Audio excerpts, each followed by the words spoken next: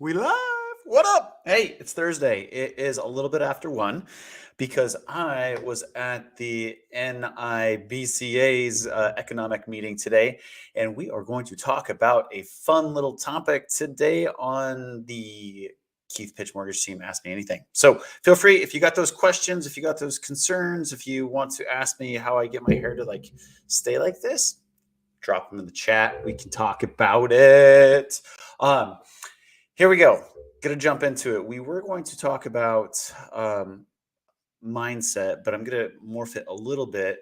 I want to talk about two things. I just came from the North Idaho Builder and Contractor Association's annual economic forecast meeting, and yesterday I was at the Spokane Association of Mortgage Professionals economic meeting. And there was one key similarity amongst both of the two meetings, and that similarity was we're heading for a recession, right? So I just wanted to talk about that really quick because as talking about mindset, heading into a recession that's got a lot of negative headspace, what have you. Both of the economists, actually, there was two economists today, one yesterday, but everybody is like, it's going to be a real mild recession, right? It's not going to be too far-fetched. Similar to what we saw at the beginning of 22 with the 2 quarters of GDP growth negative. And they're thinking that the Federal Reserve's interest rate changes and hikes and what have you has scared the corporate world into enough firing and laying off and not hiring as much people based on optimism to get an increase of unemployment, right? So they're really trying to derail the train. Just to slow everything down. So very typical economic cycles for the Fed. They have a hammer. I wish I had a hammer. They just pound it with interest rates to slow the economy down. And then they jack it back up with lowering interest rates to prop the economy back up. And the number one sector that they use to facilitate that economic stimulus is housing. And so here we go. Let's talk about it. How to prepare yourself going into this quote recession coming up. And both economists say it's going to be Q3 of this year, which is just 2.5 short months away. So one great thing to do, folks, and it happens every down cycle or what have you, and it actually happens in up cycles too. People don't access their equity. We have this equity sitting in our houses, just sitting there like playing cards. I mentioned yesterday, it's like the 23, 24-year-old kid that's eating potato chips down in the basement that's still living with you and like, okay, time to go, right? So that's what your equity is doing right now, just chilling in your basement, watching some Netflix, eating potato chips. So you can go gain access to that equity, right? So get it now while you can qualify for it, right? Everybody comes to me. Well, I won't say everybody. Lots of folks come to me in hard economic times, and they say, "Hey, Keith, I got laid off, I got furloughed, I got reduced hours, and I need to take out my equity right now. I don't want to sell my house. I just want to use the equity that I have built up because I only have 50% loan to value outstanding on my house. So I want to tap into that other $200,000-300,000 worth of equity because my income situation has changed. So this will just stabilize the household and keep us here and what have you." And most of the time when you do go through those things, whether it's a furlough, a layoff, maybe you got injured on the job and you can't work for a little bit and you're on temporary disability, you can't qualify for a mortgage. So go get those mortgages. If I'm not saying refinance that 2% interest rate up to a 6% interest rate, I'm saying if you have a lot of equity, get access to that equity through a home equity line of credit, right?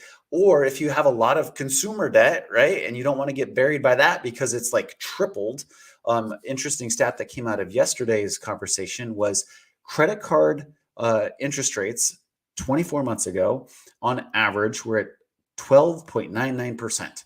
Now the average credit card interest rate is at 23.99%. So all those credit card debts that you have are now double the factor. So it makes looking at 6% a lot more palatable than 23.99%. But long story short, number one, get the money, get access to the money when you're qualifiable, right? Don't wait until bad things happen to say, hey, I need to go tap into that equity, because there's a high likelihood that you're actually not going to be able to qualify for that mortgage. So definitely take a preemptive stance in getting that home equity line of credit or a cash out refinance and paying off all that debt and just being ready for a downturn. So that's number one tip, how to survive. Number two tip is, again, get that equity ready for those of you that want to expand your real estate holdings during a downturn.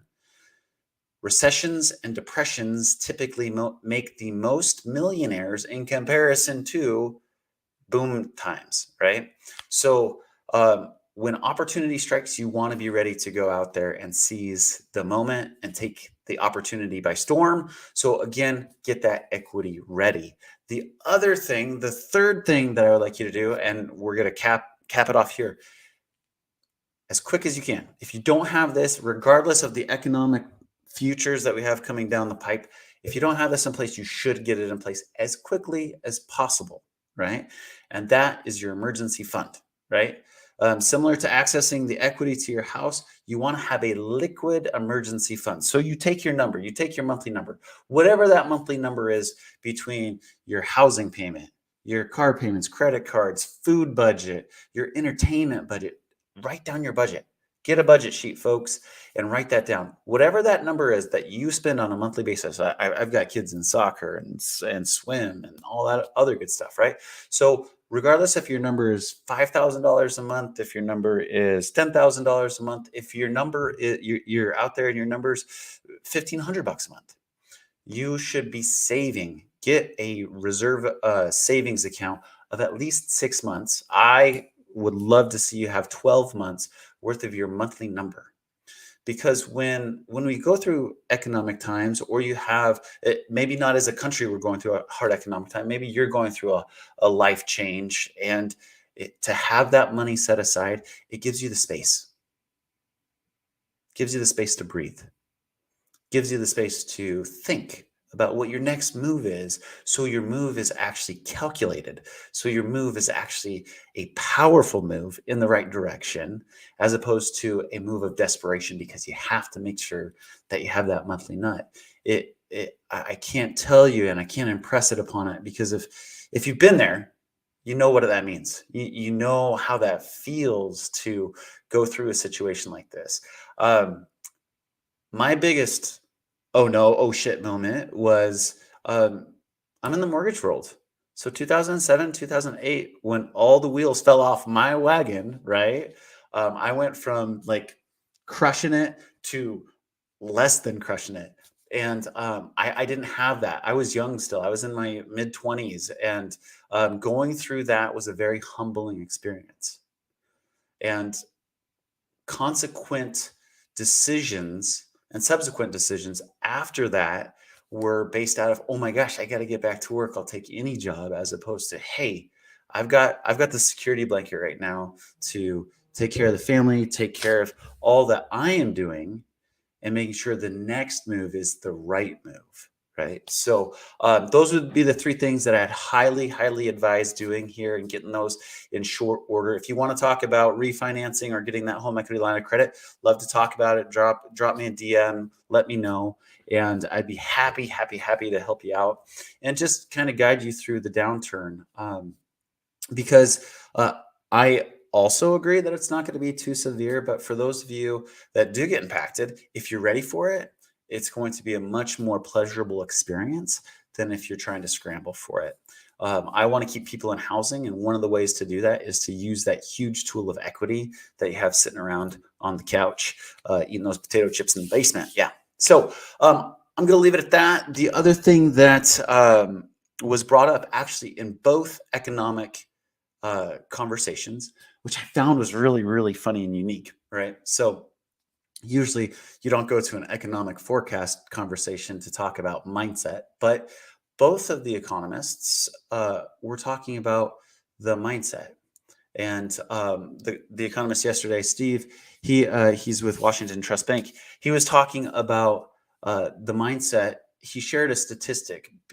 The decade before COVID happened, so between 2010 in 2020, Americans racked up on a very graduated scale. We racked up about uh, $200 billion worth of credit card debt, right? Outstanding debt, right? And then that number plummeted because everybody didn't have to pay their, well, not everybody, people didn't pay their mortgages because they had mortgage forbearance. People weren't paying their rent because they had rental forgiveness during COVID times and what have you. So the credit card balances plummeted. And then in the last 2 years, I think it came down to under like 75 million, if I'm remembering his statistics yesterday.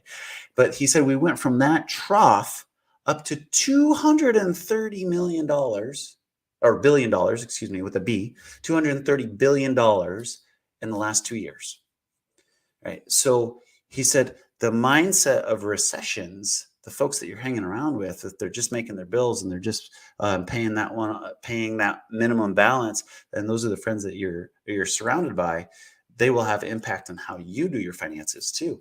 And then again today, they're like, oh yeah, it all depends on who your circle is, on how your outcome will be. So I was like, wow, your environment has a huge impact on what you're doing. So if you want to be around amazing people that are synergistic in the real estate world, I have those connections.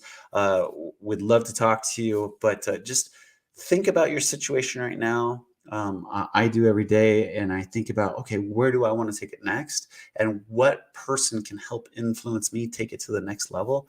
So if you find yourself stuck in a situation, whether it's at work, whether it's financially, whether it is relationship wise, just step back for a minute, take a breath, and say, who am I around to help mentor me, to help take me to the next level? And find those mentors out and seek them out and ask them for help, and don't have zero reserve, zero concern about asking those folks for help, because I guarantee you, if you come and ask me for help, I will 110% give it to you. So, and I'm sure most folks out there that are in that position that you want to attract to you, that they would be happy to help you out too. So there you have it. I don't see any. Oh yeah, Jamie had space.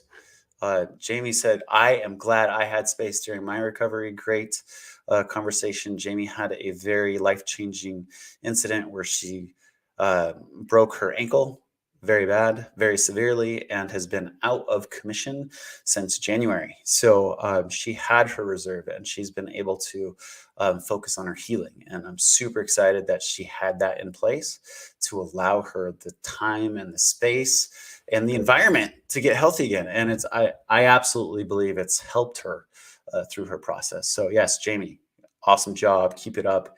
And it's a true testament to being prepared, right? So look forward to next week. If you guys have any questions in the meantime, don't hesitate. Boom, hit me up, throw a comment, a share, a like, and we'll catch you next Thursday. And in the meantime, enjoy. Spring is springing up and the blossoms are starting to bloom. So super excited about that. Catch you next Thursday. Let me know what questions you have. We'll answer them. Bye-bye.